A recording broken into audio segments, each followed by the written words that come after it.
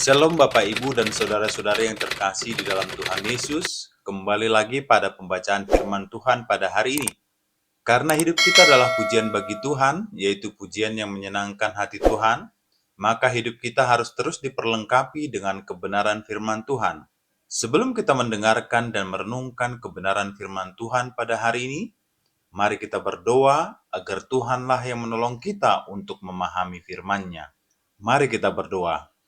Bapa yang baik yang kami sembah di dalam nama Tuhan Yesus, pada saat ini kami akan membaca dan merenungkan firman-Mu. Tuhanlah yang menolong kami untuk mengerti dan memahami firman-Mu. Di dalam nama Tuhan Yesus kami telah berdoa dan mengucap syukur. Amin. Puji Tuhan. Silakan duduk. Seharian ini sudah ronde keempat yang saya pesan yang saya bawa. Tapi satu tema besar semua dari kitab Ester. Saya kasih judul Sifat Mempelai Kristus. Jadi kalau baca Alkitab buku ini, kitab Ester ini unik. Di dalamnya tidak tertera kata Tuhan. Tetapi Tuhan dari halaman pertama sampai halaman akhir yang bekerja. Sungguh kalau Tuhan kau andalkan, Dia bekerja sama dalam kehidupanmu, mendatangkan kebaikan. Tapi kalau kita meninggalkan Tuhan, mungkin picture perfect kehidupan Anda, tapi sungguhan, tanpa Tuhan sia-sialah kau membangun rumah. Semua yang kau bangun itu tiada gunanya, pasti berujung tidak ada makna. Kalau baca kitab Ester, kita membacanya dari sudut kita membandingkan diri kita seperti Ester. Ester itu kan seorang ratu, istri baginda. Ester juga melambangkan kita sebagai mempelai wanita Kristus, kita sebagai gerejanya, sebagai umat pilihannya. Meskipun kita nggak bisa terlalu alegori. Alegori itu apa? Terlalu gatuk logi. Nggak bisa. Sebab Tuhan tidak bisa disamakan dengan seorang raja pun, raja besar seperti Ahasiweros. Lainlah ya, dia adalah orang berdosa. Tuhan itu mulia. Tapi dari sisi Ester boleh. Kita bisa ambil bagusnya. Kita belajar bahwa punya sifat seperti ratu ini bisa kita terapkan dalam hubungan kita dengan Tuhan. Nah, karena itu di ibadah sekarang ini judulnya mengandalkan Tuhan, tapi sebelumnya menu seharian munculkan. Dari pagi tadi saya menyampaikan pesan-pesan Tuhan yang tidak bisa saya ulangi, Anda dengarkan sendiri, menghargai kesempatan. Why? Certain things, ada hal-hal tertentu yang Tuhan ambil dari kehidupan seseorang karena orang itu tidak menghargainya. Jadi ibadah pertama tentang menghargai kesempatan seolah-olah tidak ada lain kali. Kedua, mempunyai wibawa. Saya panjang lebar jelaskan tentang wibawa ilahi, bahwa setiap orang Kristen harus punya wibawa dan mesti pinter. Anak-anak Tuhan harus pandai. Bagian tiga tadi mengalami pembelaan. Saya juga menjelaskan kalau di sekeliling Anda tidak ada penasihat yang benar, semua yes man, masa depanmu celaka. Tetapi kalau ada orang-orang yang berani menyuarakan apa yang objektif, apa yang betul, apa yang wise, apa yang bijaksana, I think you are very lucky. Anda beruntung berada di dekat orang-orang itu. Sekarang kebaktian ini saya akan bicara tentang mengandalkan Tuhan. Karena biasanya orang tidak mengandalkan Tuhan sampai dalam masa-masa krisis. Manusia itu angkuh, padahal Tuhan sudah ngomong dari depan. Semua lutut akan bertelut, semua lidah mengaku. Tinggal kita itu berlututnya menyembah atau terpaksa. Manusia jangan melawan yang maha kuasa. Jangan datang gereja dan cari Tuhan waktu kita kepepet saja. Mumpung sehat itu layani. Mumpung kita itu masih komplit, masih bisa, apalagi masih muda. Ayo, kita taat pada perintahnya. Jangan tunggu sekarat baru mau taat. Mengandalkan Tuhan. Coba katakan pada kanan kirinya, mari kita mengandalkan Tuhan. Tahun ini berkat terjadi, bahkan mujizat karena orang mengandalkan Tuhan. Kita lihat Ester 4 ayat yang pertama sampai ayat berapa nanti kita lihat ngeflow saja. Ini adalah sebuah cerita tentang usaha Mordekai untuk menolong orang Yahudi. Kita baca dulu ayat 1. Setelah Mordekai mengetahui segala yang terjadi itu, ia mengoyakkan pakaiannya. lalu memakai kain kabung dan abu, kemudian keluar berjalan di tengah-tengah kota sambil melolong-lolong dengan nyaring dan pedih. Apaan sih? Mungkin kalau Anda baca ini nggak ngerti konteksnya, Anda kira, siapa itu Mordekai? Mordekai ini adalah papa asuhnya sang ratu baru. Ratu lama namanya Wasti. Cantik sekali. Diganti karena dia tidak menghargai kesempatan. Dia meremehkan berkat Tuhan. Berkat Tuhan dicabut dari dia. Posisi diambil. Digantilah seorang ratu yang diam-diam Yahudi, namanya Esther, atau nama lamanya, nama dusunnya Hadassah. Esther ini papa mamanya mati waktu dia masih muda, masih kecil malahan. Dia diadopsi, diasuh oleh kakak sepupu, anak dari saudara ayahnya. Jadi mereka tuh sepupuan, tapi karena Mordekai jauh lebih tua, usianya mungkin terpaut 20 tahun misalnya, jadi seperti ayah. Nah, Mordekai ini papanya Esther, ya, yang jadi ayah asuhnya, yang mendidik dia dalam kebenaran dan takut akan Tuhan serta segala macam kebijaksanaan.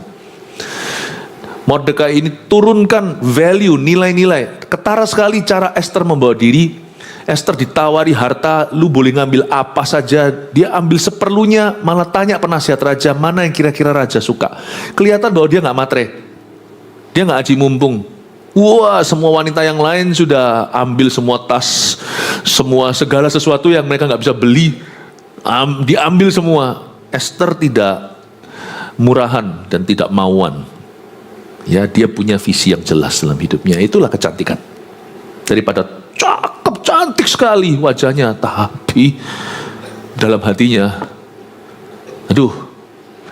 Kadang-kadang kalau percuma kita itu tampan, kita itu beautiful, kalau dalamnya itu busuk ya, sama aja. Cepat lambat akan keluar. Cepat lambat orang yang mengagumimu awal-awal akan muak padamu tengah jalan. Gak percaya? Berapa banyak orang yang cakep, cantik sekali, tapi ujungnya kandas pernikahannya. Bukan karena apa? Karena kebusukan karakternya. Mordekai ini papa asuhnya. Ketara dia sudah memberikan nilai-nilai yang bagus, memberikan prinsip-prinsip yang indah. Itu terbukti nanti prinsip-prinsip itu. Nah, Mordekai ini tahu ada seorang anti-Yahudi keturunan Amalek namanya Agag. Dia itu boleh dikatakan orang kepercayaan presiden, anak emasnya Baginda. Ini orang punya maksud yang sangat jahat sekali, yaitu untuk memunahkan semua bangsa Yahudi. Saya kasih Anda sedikit background story-nya.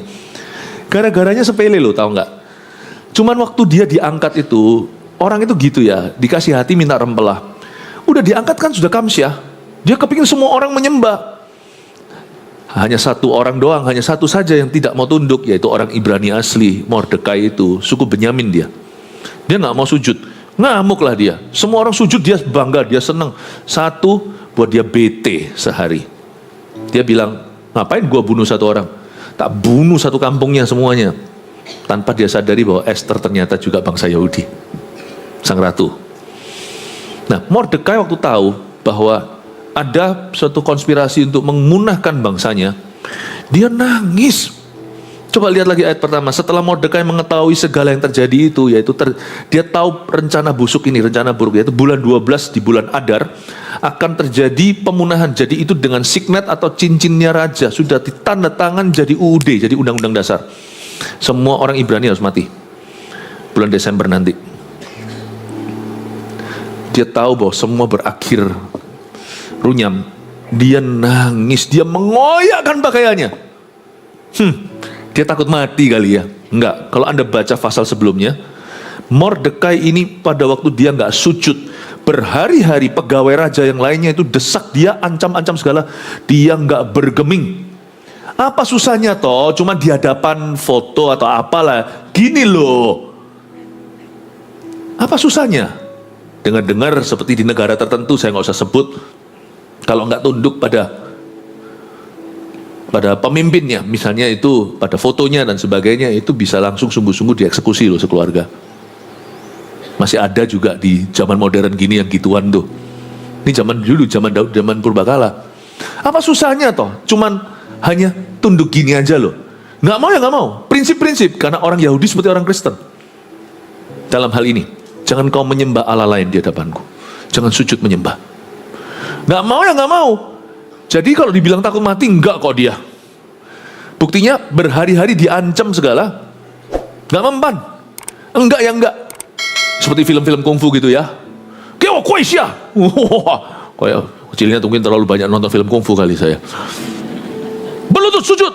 Wah, kalau nggak mau tuh yang sebelah-sebelahnya itu sida-sida itu loh yang pegawai raja yang dikebiri semuanya itu yang pakai topi segalanya, nanti kalau mati begini jalannya harus pakai kuning-kuning baru bisa berhenti. Itu kan ada di film-film ya, film-film Chinese. Tapi dia yang hidup dipukul-pukul itu namanya kakinya dipukul sampai dia berlutut bersujud. Mungkin Mordekai udah digituin, cuman belum sampai fisik. Sujud. Kewa Kuaisha. Nggak mau ya nggak mau. Jadi orang ini nggak takut mati. Lalu kenapa dia sampai melolong-lolong? You see? Anda mau tahu Anda siapa? Coba cek apa yang membuatmu bete. Apa yang membuatmu melolong? Bukan melongo ya. Apa yang membuatmu nangis? Apa yang membuatmu resah? Kalau yang membuat Anda resah adalah perkara-perkara yang betul-betul petty cash. Perkara-perkara konyol, nggak ada artinya. Perkara yang sia-sia, mungkin demikianlah kita sesungguhnya, yaitu orang yang sia-sia. Orang ini diancam-ancam, mungkin sudah sampai pakai dikasarin, ditakut-takutin, nangis pun kagak. Coba kalau Anda baca di pasal 3, dia nangis saja tidak, berlinang air mata aja, berlinang-linang gitu aja enggak. Matanya sama sekali enggak basah. Tapi sekali dia tahu bangsanya dalam bahaya, dia koyakkan pakaiannya, kemudian dia pasang kain kabung dan abu seperti orang yang perkabungan atau maesongan. Dia keluar berjalan di tengah-tengah kota, melolong dengan nyaring dan pedih. Tadi diancam musuhnya, lu kenapa gak sujud sama aku? Jawab aja tidak, seperti Yesus pada waktu diadili. Kenapa kamu diam aja? Semua orang udah lontarkan tuduhan, Tuhan diam. Tapi sampai pertanyaan prinsip, apakah kamu Mesias? Apakah kamu raja orang Yahudi? Yesus berkata, kamu sendiri mengatakannya. Pilatus tertegun. Apa yang membuat orang ngoceh? Sakit, dikit-dikit sakit. Kalau kita disakiti, kita langsung melolong. Sebenarnya mulialah orang yang ketika disakiti diam. Tapi ketika lihat orang lain disakiti, dia melolong. That speaks a lot about a person. Itu bicara benar-benar itu sangat menceritakan siapa diri kita. Apa yang membuat kita resah? Apa yang membuat kita bete? Apa yang membuat kita ngamuk? Ayat 1 kita lihat kemuliaan dari Mordekai. Orang ini dia benar-benar meratapi hanya ketika orang lain hendak disakiti. Saya harap kita semua dewasa iman. What is dewasa iman? Dewasa iman itu bukan pengetahuan Alkitabnya banyak, Farisi juga. Dewasa iman itu tidak hidup bagi dirinya. Gereja seperti apa yang hendak kau bangun bagiku? Akhir tahun lalu ketika saya ada di sini, waktu kita peresmian, Roh Kudus tanya sama saya. Saya bilang, Tuhan, I want a glorious church. Aku mau gereja bukan yang terbesar, apalagi terkaya, itu bukan kita. Gereja termulia, isinya adalah jemaat yang tidak hidup bagi dirinya. Tapi kalau aku tidak hidup bagi diriku, apa aku bisa bahagia? Tidak tahukah Anda suatu pepatah di dalam firman Allah? Carilah dahulu kerajaan sorga, malah ditambah. Carilah semua kesenanganmu saja, bahkan kesenanganmu akan berkurang. Siapa kehilangan nyawanya untuk aku, dia akan memperolehnya. Siapa mempertahankannya, malah hilang semua. Mordekai ini menunjukkan bagaimana hidup sebagai umat pilihan. Kalau dia yang dirugikan, bergeming aja tidak. Tapi kalau orang lain, dia langsung iba. Gak perlu pakai malu cengeng di depan manusia. Bapak ibu saudara, itu adalah mimpi saya sebagai gembala sidang. Saya siang malam berdoa bagi Anda, sungguhan hanya berdoa untuk satu. Tentu saya berdoa supaya kebutuhanmu tercukupi, supaya mimpimu tercapai, supaya apa yang kau inginkan diberikan. Kalau doa itu jangan tanggung, saya doa itu sampai maksimal untuk Anda. Tapi doaku yang paling core, yang paling betul-betul doa saya yang paling six pack, istilahnya. Doa saya yang betul-betul sampai ke perut, sampai ke dasar, sampai kepada lubuk hati adalah ini.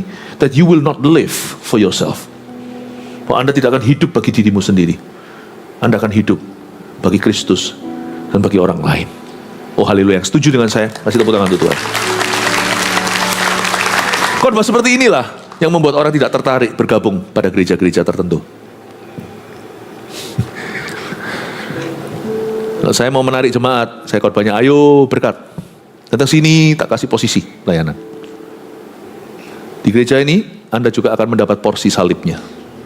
Saya akan jelaskan bahwa memikul salib itu mulia. Saya belum ngomong tentang mengandalkan Tuhan ya.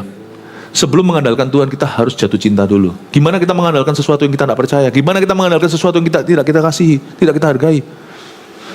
Jesus is not only to live for, He is to die for. Yesus bukan hanya untuk layak untuk kita. Yesus bukan hanya gimana ngomongnya? Yesus itu bukan hanya sepatutnya kita mati untuk Dia, kita hidup bagi Dia. Tapi Yesus itu juga patut kalau perlu kita mati baginya. Saya bukan seorang ekstremis. Saya orang Kristen. Imanku tidak ekstrim, ini Christianity. Kalau Anda belum sampai ke titik ini, mengerti bahwa Yesus itu hidup bagi Kristus adalah Yesus, mati adalah keuntungan, Anda belum Kristen. Anda masih KTP. Kristen itu tidak usah ekstrim yang gimana, aku tidak nonton TV, tidak apa, ya nggak apa-apa kalau sana tidak mau. Kristen itu bukan anti ini, tidak boleh itu, tidak. Kristen itu murni, bukan anti. Anti itu, anti ini bukan, murni. Dan saya tahu apa yang baik untuk saya, apa yang tidak. Saya berdoa supaya Anda semua dewasa, karena saya tahu itu satu-satunya jalan bahagia. Kalau Anda menemukan jalan ini, Anda menemukan Tuhan. Amin. Sebelum kita bicara tentang mengandalkan Tuhan, saya jelaskan dulu Tuhan itu siapa bagi kita. Nah kita lanjut ya. Harus sampai ke topiknya, mengandalkan Tuhan. Karena hari-hari ini banyak orang mengalami permasalahan, persoalan. Kuncinya, Bapak Ibu, andalin Tuhan Yesus. Sebab Tuhan itu tidak pernah mengecewakan orang yang mengandalkan Dia. Ayat 2. Dengan demikian datanglah ia sampai ke depan pintu gerbang istana raja. Tadi melolong ya. Karena seorang pun tidak boleh masuk pintu gerbang istana raja dengan berpakaian kain kabung. Orang yang maisong segalanya itu dianggap tabu, gak boleh masuk ke istana. Di tiap-tiap daerah kemana titah dan undang-undang raja telah sampai, ada perkabungan yang besar di antara orang Yahudi, disertai puasa dan ratap tangis. Oleh banyak orang dibentangkan kain kabung dengan abu sebagai lapik tidurnya. Apa sih? Ada undang-undang raja yang sudah mencapai daerah-daerah atau titah. Gini loh, di pasal sebelumnya, saya cuma kasih langsung aja intisarinya. Setelah mereka tentukan bulan 12 akan terjadi pemusnahan satu bangsa. Ini yang dimusnahkan bukan barang tapi orang. Itu dikirim orang-orang pakai kuda cepat dengan stempel raja. Ini Haman bukan Baginda. Baginda ini kan Raja Ahasiweros sebenarnya nggak tahu apa-apa, dia hanya dimanfaatin. Haman ini yang jahat. Hitler zaman dulu lah. Dia kirim dengan kuda cepat lah. Hari ini seperti inilah delivery lah. Dikirim, saya takut sebut brand nama. Ya ngerti lah ya. Kirim door to door. Kirim kan, wah si Mordekai mestinya panik kan, tapi dia nangis. Dalam kesedihannya Mordekai tidak habis akal. Nah kita harus belajar sesuatu. Bagi orang yang mengandalkan Tuhan tahu bahwa di dalam Tuhan tidak ada kata kiamat, kecuali nanti waktu Yesus datang. Itu pun bukan kiamat buat kita, itu wisuda. Kalau kita percaya Tuhan, jangan percaya ada situasi kiamat.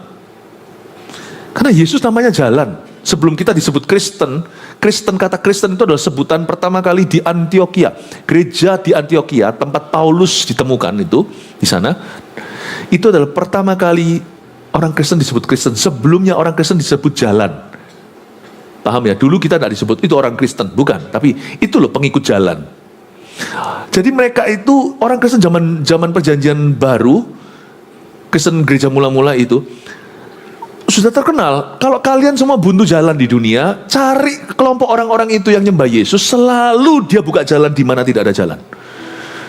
Entah kenapa aku didoakan sama itu, terbuka jalanku.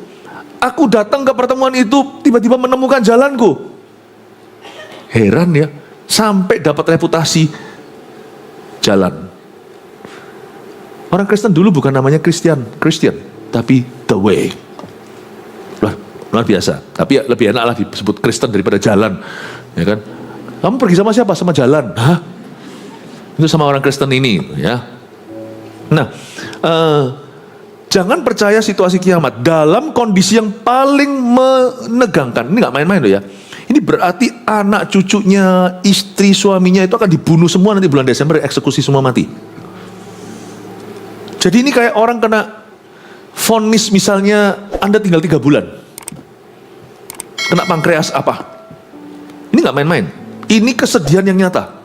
Dalam kondisi yang paling menghimpit, Mordekai menunjukkan apa artinya secara praktis mengandalkan Tuhan. Nangis sih nangis, melolong lagi. Tapi dia tidak kehabisan akal. Dia nangis, tapi dia tahu bahwa akal budinya juga jalan. Bapak, Ibu, Saudara, jangan sampai emosimu melumpuhkan semua sistem di dalam dirimu. Berpikir, berdoa. Makanya ada ayatnya, kuasai dirimu dan berdoalah, sebab hari-hari ini jahat. Kuasai dirimu dan berdoalah. Coba sekarang kita lihat ayat 4. Ketika dayang-dayang dan sida-sida Ester memberitahukan hal itu kepadanya, maka sangatlah risau hati sang ratu. Ya iyalah, melihat papanya melolong masa gak risau? Lalu dikirimkannya lah pakaian supaya dipakaikan kepada Mordekai dan supaya ditanggalkan kain kabungnya daripadanya, tapi tidak diterimanya. Karena Mordekai ini pegawai raja juga. Ada cerita sebelumnya bagaimana dia menyelamatkan raja dari pembunuhan atau assassination. Dari zaman dulu sudah ada percobaan pembunuhan terhadap seorang presiden. Kain kabung, dia itu pegawai negeri, jangan pakai kain kabung, kamu tidak bisa masuk ke Benteng Susan, tidak bisa masuk ke wilayah ibu kota. Dikasih baju sama Esther, nggak mau dia. Esther berbaik hati, dia anak, meskipun dia adik sepupunya, tapi Esther itu kan dari kecil atau nyusu udah taunya adalah kakak sepupunya yang 30 tahun lebih tua. Jadi sudah panggilnya papa. Kelihatan papanya kayak gitu ya, pasti dong kasihkan. Esther tidak serohani Mordekai. Sebenarnya cerita buku ini ya juga tentang Mordekai. Sebenarnya kalau dikasih judul bukan Esther, Mordekai juga cocok sih. Karena Mordekai itu sebenarnya sukses di balik Esther. Dia punya seorang papa dan papa rohani yang luar biasa. Esther ini langsung kasih dia baju. Dan papanya nggak mau. Gini Bapak Ibu ya, janganlah masalahmu itu dikasih anestesi. Masalah itu harus dikonfrontasi sampai ke oyotnya, sampai ke akarnya. Jangan sampai kau bius.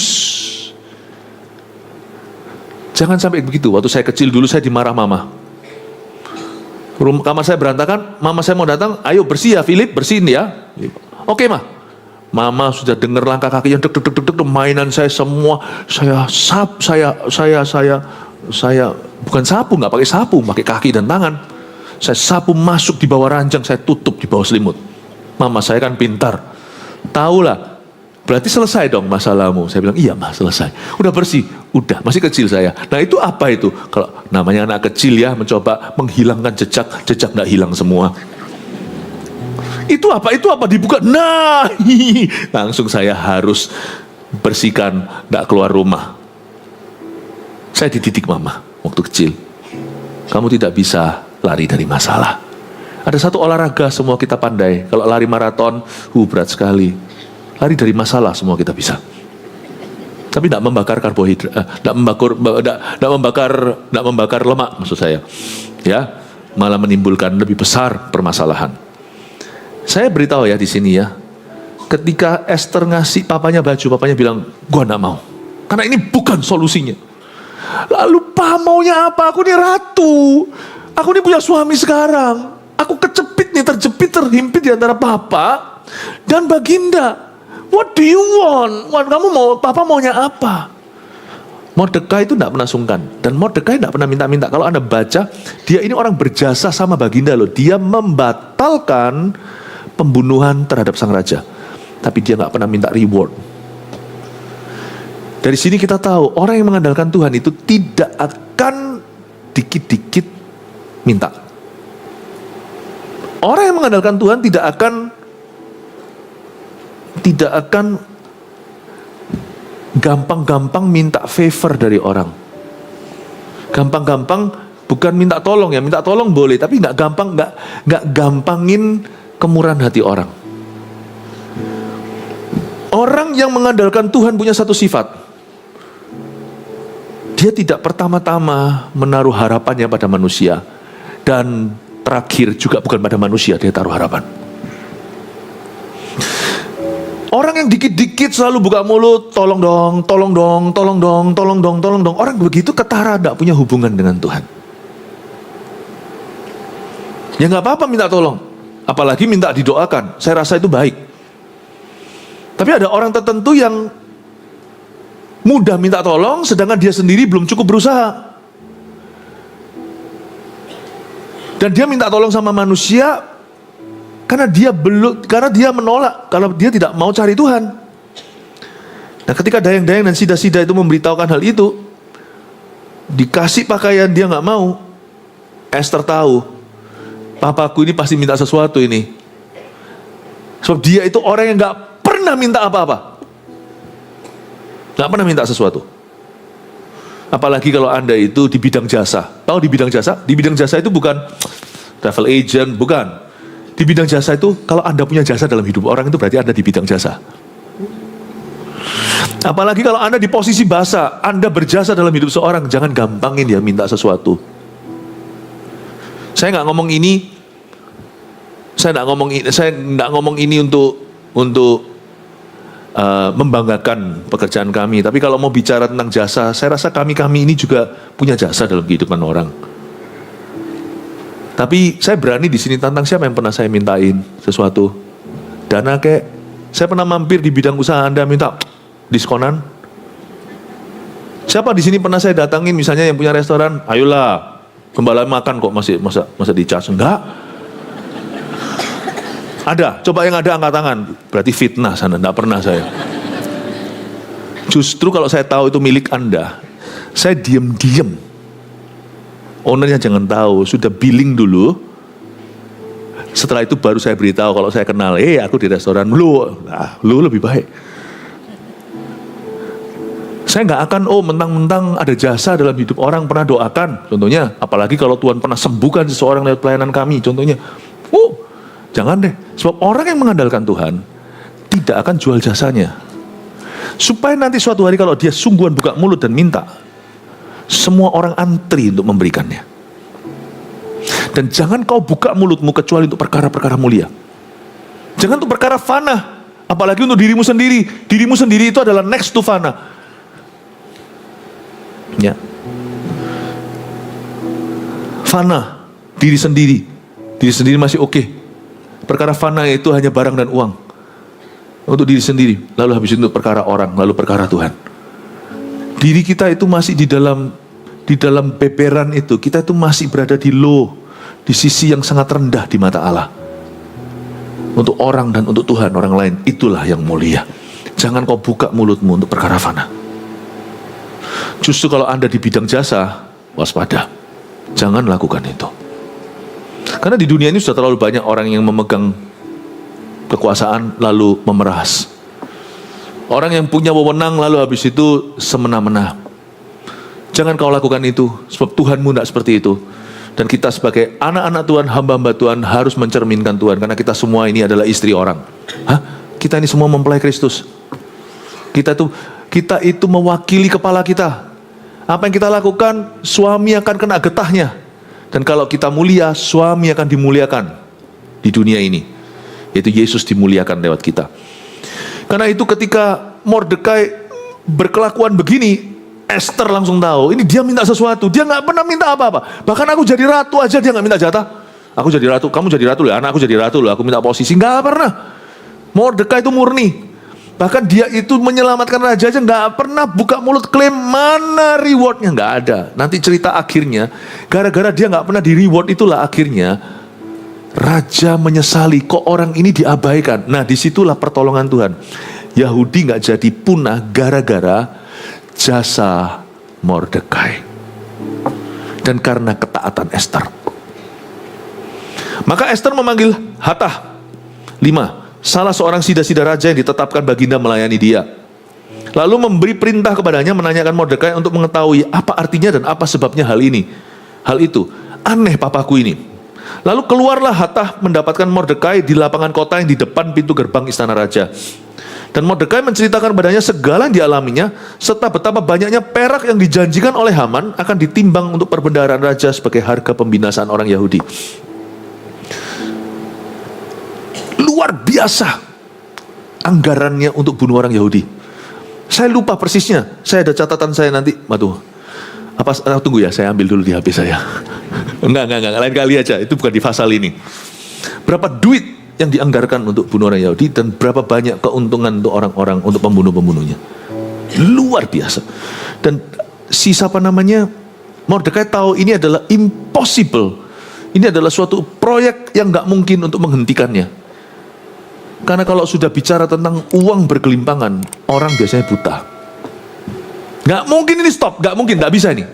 Dia tahu satu-satunya jalan adalah lewat ratu. Kalau lewat pengadilan gak bisa, satu-satunya jalan adalah lewat ruang tidur. Ini maksudnya murni ya, jangan mikirnya aneh-aneh. Karena mereka suami istri. Bisikan bantal lebih berkuasa, lebih powerful daripada ruang rapat. Ya, Anda harus tahu itu. Siapapun penasehat dan sebagainya, hargai. Kalau misalnya Anda kenal seseorang, hargai keluarganya. Kalau mereka suami istri, hargai istrinya. Mau tahu ya, gak peduli Anda siapa dan kita siapa dalam kehidupan orang. Siapa yang membisikkan di bantalnya itu yang powerful. Itu yang powerful. Mordekai tahu itu. Satu-satunya harapan adalah sepupuku atau anak asuhku, putri angkatku. Satu-satunya bisa mengubah this fate, mengubah nasib ini, nasib bangsaku, hanyalah Esther atau Hadasa, sang ratu. Hattah tanya, apa sih ini? Kok aneh? Ratu ingin tahu. Ayat 6. Lalu keluarlah Hattah mendapatkan Mordekai di lapangan kota yang di depan pintu gerbang istana raja, dan Mordekai menceritakan segala. Oh sudah ya itu ya. Ayat 8, sorry. Juga salinan surat undang-undang yang dikeluarkan di Susan untuk memunahkan mereka itu diserahkannya kepada Hattah. Suratnya itu loh, edarannya, supaya diperlihatkan dan diberitahukan kepada Esther. Lagi pula Hattah disuruh menyampaikan pesan kepada Esther supaya pergi menghadap raja untuk memohon karunia-Nya dan untuk membela bangsanya di hadapan baginda. Dahsyat loh ini. Saya kagum pol, bukan hanya sama Esther, apalagi sama Mordekai. Ini orang melolong. Kalau kita yang melolong, kita sudah melongo. Ini orang melolong masih bisa susun rencana. Orang mengandalkan Tuhan tidak pernah kehabisan akal. Makanya iman itu kelihatannya apa sih ini? Iman itu kelihatannya nggak make sense, nggak masuk akal. Iman itu buat apa dipelihara? Buat apa dipelihara? Orang nggak sadar, imanlah yang menopang Anda saat Anda susah. Tanpa iman, ketika kesusahan datang, Anda pasti panik dan hilang semua daya. Tapi kalau kita punya iman, sekalipun sekarang kita nggak tahu tujuannya apa, kita punya iman misalnya itu, ngapain iman itu kuat-kuat? Juga tidak ada sesuatu yang bisa kita, tidak ada sesuatu yang kita bisa materialize, nggak ada sesuatu yang kita bisa jadikan materi gitu loh. Tapi kedekatan dengan Tuhan ini gunanya apa? Gunanya ketika krisis menerpa. Boom! Beda orang beriman adalah dengan yang tidak beriman langsung blak. Udah panik sendiri, ngilang. Dan semua keputusannya justru menjadi salah kaprah.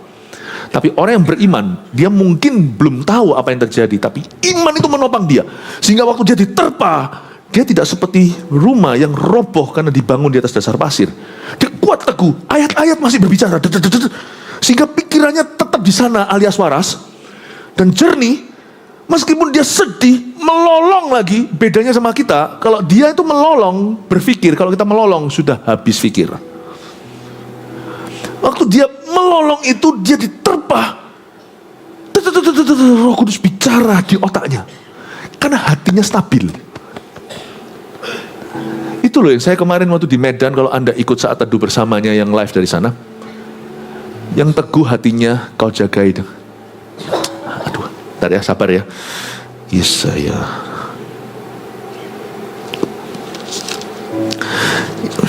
Yang hatinya teguh, Lu kok hilang?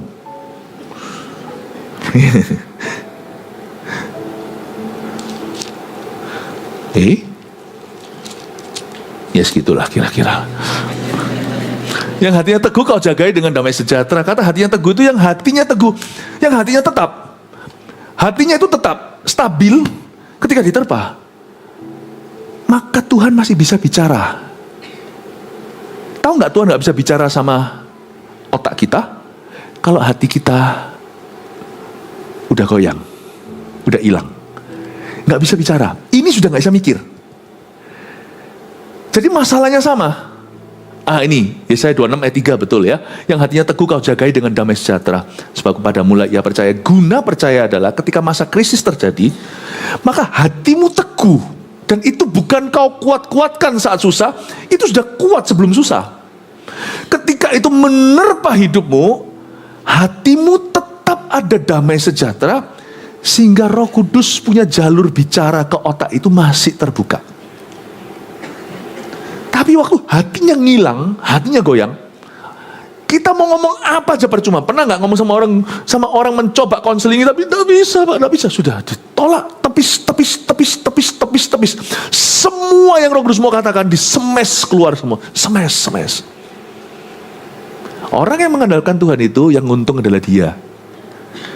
Dan nanti pada waktu dia susah, dia akan merasakan benefitnya. Meskipun kita waktu ngalami susah ya kita nggak ngerasa kuat sih, kita ngerasa iman kita pas-pasan, tapi masih ada iman. Mengandalkan Tuhan itu dimulai sejak masalah belum tiba. Celakalah orang baru mengandalkan Tuhan ketika krisis terjadi. Good luck my friend. Itu pun kalau akhirnya berakhir di kaki Tuhan, biasanya mereka lebih mending berakhir di kaki setan. Karena itu saya dorong Anda untuk cari Tuhan. Ada tidak ada badai, langit biru, Anda cari terus. Hatta disuruh menyampaikan pesan pada Esther untuk memohon karunia-Nya dan untuk membela bangsanya di hadapan baginda. Lalu masuklah Hatta ayat 9 dan menyampaikan perkataan Mordekai kepada Esther. Akan tetapi Esther menyuruh Hatta memberitahukan kepada Mordekai. Ya, jangan bingung ya, ini back and forth, ini tiktokan antara mereka. Semua pegawai raja serta penduduk daerah-daerah kerajaan mengetahui bahwa bagi setiap laki-laki dan perempuan yang menghadap raja di pelataran dalam ya, dengan tidak dipanggil hanya berlaku satu undang-undang. Itu ada undang-undangnya malahan. Kalau ada yang datang tidak dipanggil, itu hukuman mati termasuk untuk ratu. Hanya orang yang kepadanya raja mengulurkan tongkat emas yang akan tetap hidup. Itu pun untung-untungan. Kalau raja mut-mutan dan merasa oke, kamu boleh selamat dikasih tongkat emas gini, Algojo tidak bunuh. Tak peduli dia ratu, karena ini udah undang-undang. Tak peduli kalau anak sendiri. Karena ada protokol. Pahami ya, hari ini pun dalam menangani pejabat dan sebagainya tetap ada protokolir. Kamu kalau sampai tadi uluri tongkat emas, atau aku pasti mati. Mordekai diberitahu, ini hukum. Mordekai tahulah, tapi Esther hanya mau reminder aja, gentle reminder, you could lose me. Kamu bisa kehilangan saya. Dan aku selama 30 hari ini gak dipanggil menghadap raja. Ada catatan sejarah, kenapa 30 hari raja diam saja? Karena raja, ini catatan sejarah ada dalam Alkitab, raja mengalami kekalahan cukup signifikan di armada lautan lawan Yunani. Memang nanti ini musuh bebuyutan, 100 tahun kemudian, kerajaan Persia alias Iran zaman ini, dulu itu adikuasa, akan dikuasai oleh Yunani, dikalahkan oleh seorang tokoh yang terkenal dalam sejarah, Alexander the Great, Alexander Agung.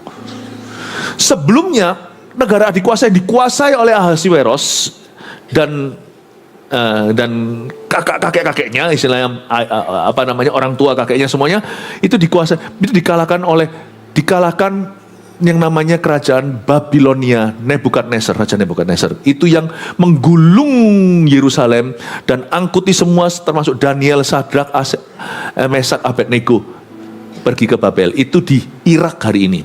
Ya, Anda mesti harus ikuti saya ini. Jadi ini ada konten sejarahnya, rohaninya, segalanya. Tapi ujungnya Anda siap catat 3 poin untuk aplikasi untuk hidup Anda. Jadi ini ceritanya dalam sejarah. Dan dalam sejarah tercatat bahwa 30 hari tersebut adalah periode waktu ketika raja lagi stres. Kalah perang di lautan. Dia menang gagah di jalanan, tapi di laut dia kalah. Ini Hadasah ngomong gini sama kokonya atau sama papanya. Pak, raja lagi bad mood. Tapi kokonya nggak mau tahu. Raja boleh bad mood, Tuhan selalu good mood. Mordekai ini, dia nggak ngomong gitu sih persis. Ini cuma saya bahasakan.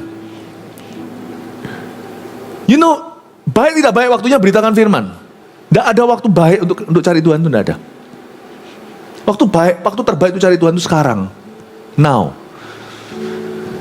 Dan termasuk kalau kondisi Anda terpuruk, sekalipun Anda berdosa, tidak ada waktu lain lebih baik untuk mencari Tuhan lagi selain sekarang alias hari ini. Sebab Anda bisa bad mood, Anda bisa bete, kondisi Anda bisa semuanya awan kelabu. It's always a good time to seek Jesus. Selalu waktu yang betul dan tepat untuk mencari Tuhan. Dan Tuhan selalu good mood untuk bertemu denganmu. Saya ajak Anda lihat ayat 12. Ketika disampaikan orang perkataan Esther itu kepada Mordekai, maka Mordekai menyuruh menyampaikan jawab ini kepada Esther. Ya sudahlah, tunggu dulu aja sampai Raja good mood. Betul ya? Loh, ayatnya kok beda? Enggak, saya hanya memancing Anda. Mordekai harusnya sebagai ayah, ini pasti soft spot lah. Saya punya putri, anak saya, apalagi anak perempuan adalah soft spot saya. Ya sudahlah, nggak usah lah. Sedangkan sama anak laki-laki juga bisa kalau kita nggak terus paksa diri, jangan manjakan dari kecil. Anak kalau kita ngantuk, nggak mau ngantuk, capek, nggak mau belajar, ya sudah nggak usah belajar. Kadang-kadang kita harus tegas untuk memberitahu enggak. Kamu suka nggak suka? Karena itu kebaikanmu. Dan sekalipun Hadasah atau Esther ini adalah soft spotnya, ini boleh dikatakan titik lemah Mordekai. Tapi Mordekai tetap tegas dan berkata, coba lihat kalimatnya, ini ngomong sama anak sendiri loh ya. Kalau dia sudah ngomong anak ini dari kecil, ya sudah jadi anak lah. Karena dia orang baik-baik, pasti penuh kasih. Saya pernah lihat orang adopsi, anaknya gede juga sudah anak kandung. Maka Mordekai menyuruh menyampaikan jawab ini kepada Esther. Jangan kira, gentar aku. Jangan kira karena engkau di dalam istana raja, hanya engkau yang akan terluput dari antara semua orang Yahudi. Don't forget ya, kamu juga orang Ibrani. Titah ini untuk semua Yahudi tanpa kecuali. Sebab sekalipun engkau pada saat ini berdiam diri saja, bagi orang Yahudi akan timbul juga pertolongan dan kelepasan dari pihak lain. Dan engkau dengan kaum keluargamu, you will die. Pinjam topi dong. Saya mau angkat topi untuk Mordekai.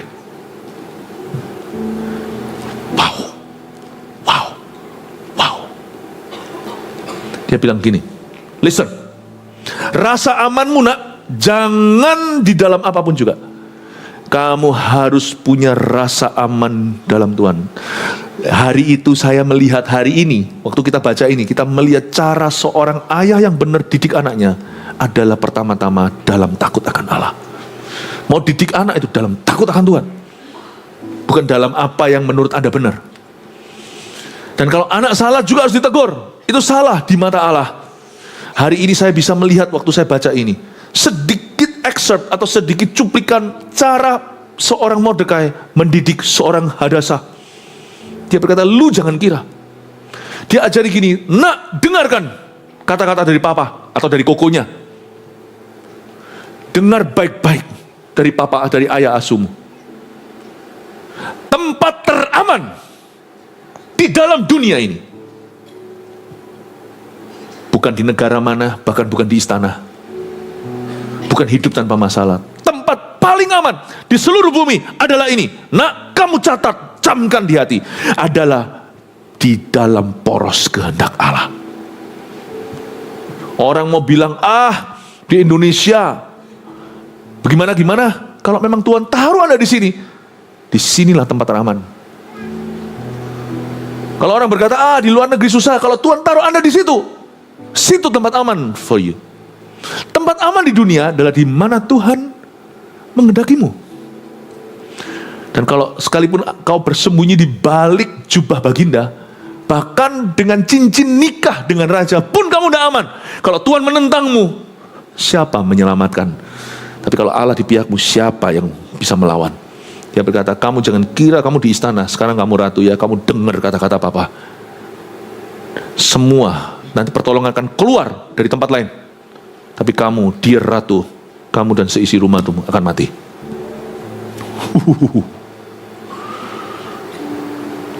Wow.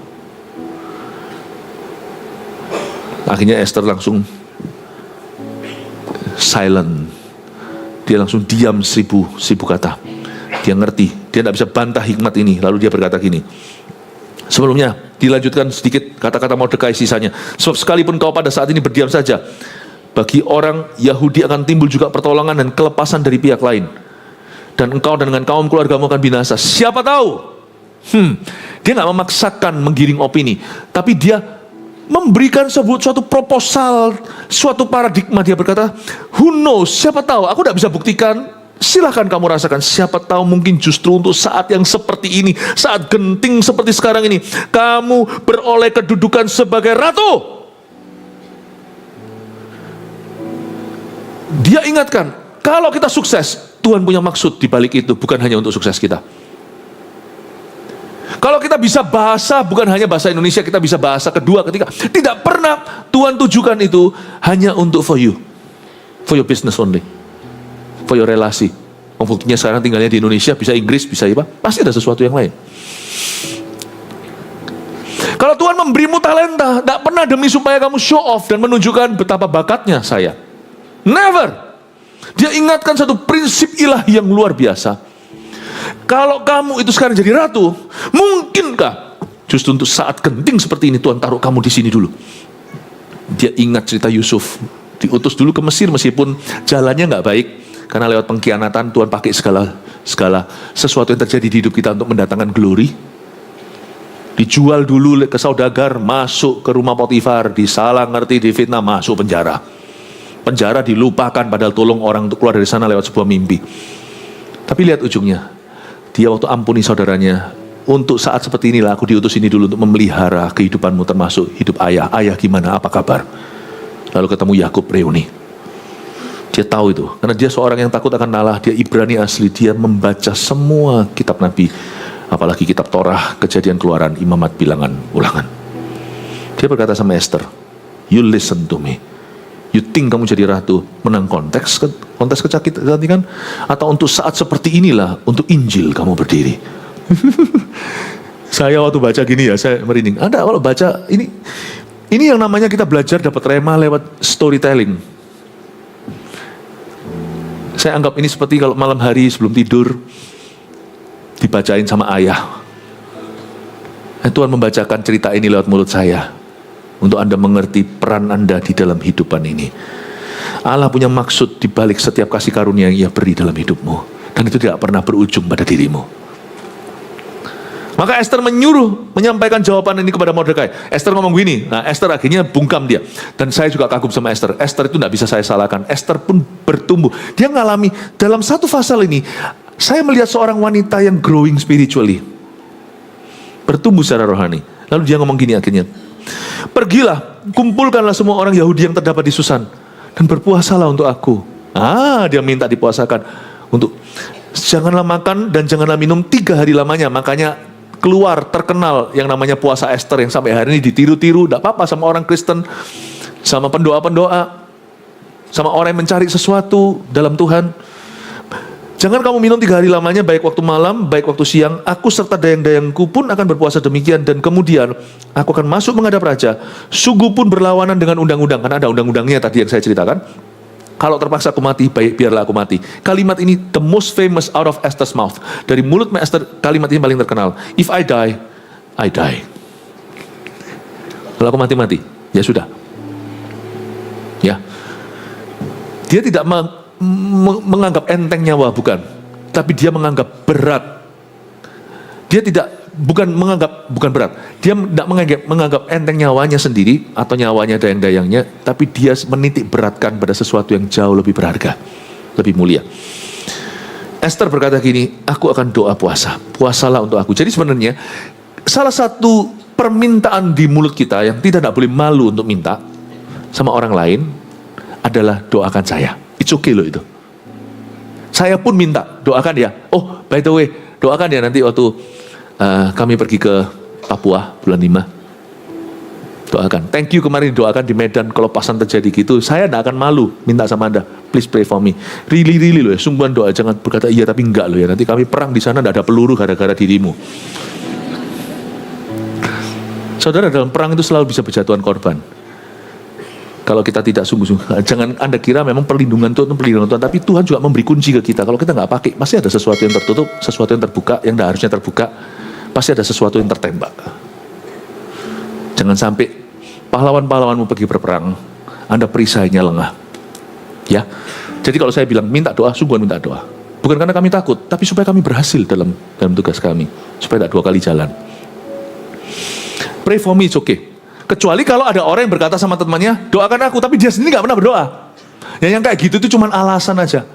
Yang kayak gitu itu you don't entertain it, jangan kau manjakan. Loh, kadang-kadang saya pernah dulu ada teman gitu, Pastor Philip ya, gitu. Doakan ya, titip doa ya ke Tuhan ya. Saya bilang, kenapa titip terus? Sekali-sekali saya bilang, basa-basi kan. 2-3 kali ketemu saya lagi, nggak sengaja ngomongnya gitu lagi. Akhirnya sekali-kali ya saya harus bukan kasih pelajaran, kasih didikan. Titip doa lah. Sudah saya doakan, lalu saya ngomong gini dalam bahasa yang dia ngerti. Dan Tuhan tanya, kenapa kamu nggak bawa sendiri doanya?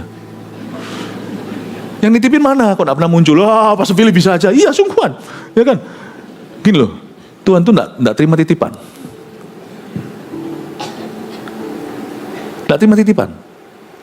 Tapi kalau kita sendiri datang, kita perlu dukungan. Pray for me, itu diterima. Dukungan itu adalah bagian dari kerajaan Tuhan. Titipan bukan. Nanti kalau titipan Tuhan tanya, yang titip mana orang yang suruh datang sendiri, ditolak sama Tuhan, datang sendiri.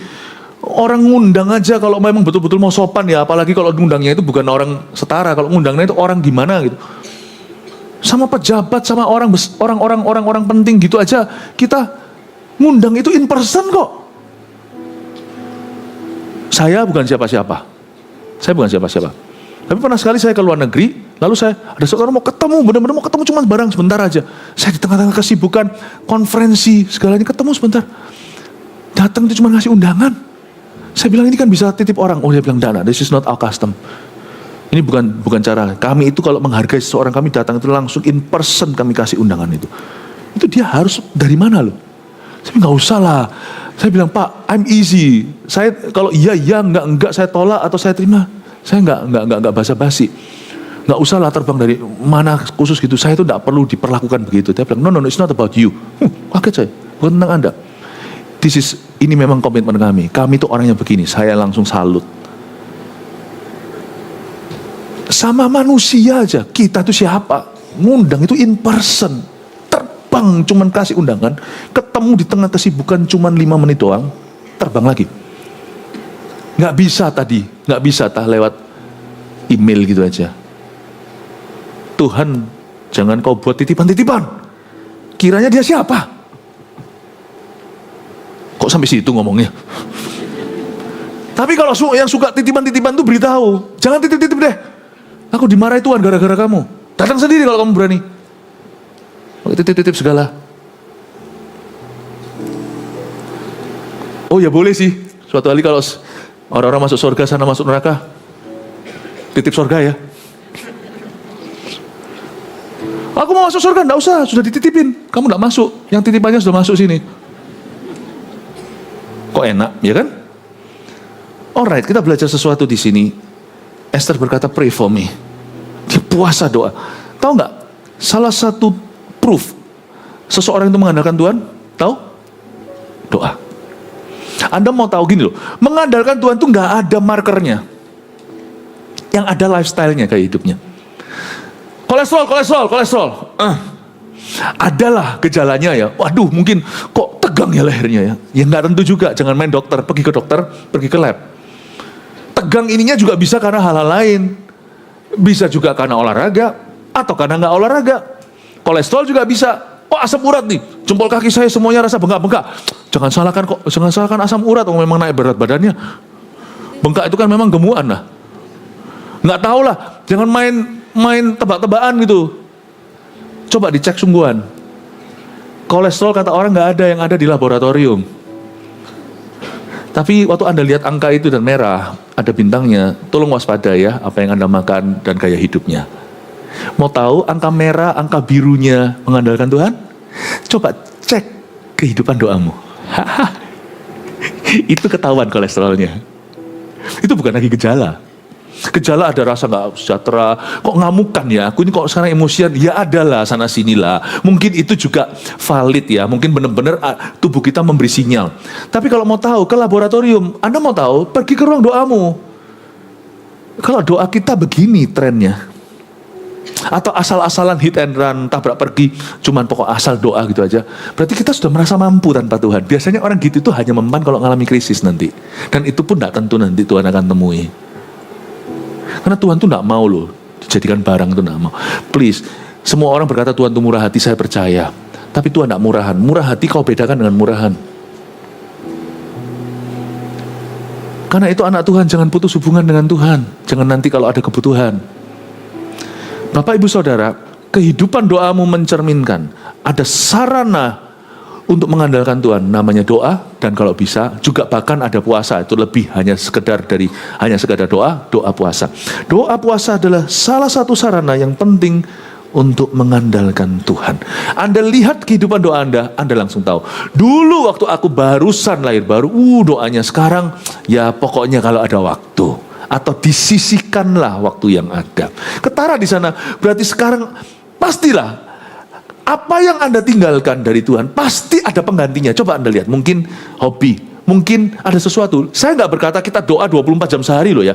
Pasti, tapi ada komitmen khusus dengan Tuhan Yesus. Kalau kita itu mengandalkan, pasti memprioritaskan. Dan kalau kita tidak memprioritaskan lagi, kita akan tahu apa yang menjadi penggantinya. Mungkin koneksi, mungkin ini. Dan dia merasa biasanya sekarang sudah punya money misalnya, punya uang. Dan itu jadi andalannya. It's my new God. Belum replacing my old God, belum sampai menggantikan Allah lamaku, tapi ini sudah menjadi Allah semi baru yang menggantikan semi lama itu.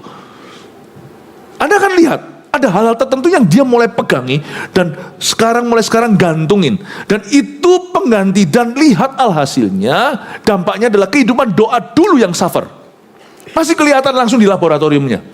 Langsung kehidupan doanya kekat, itu kelihatan.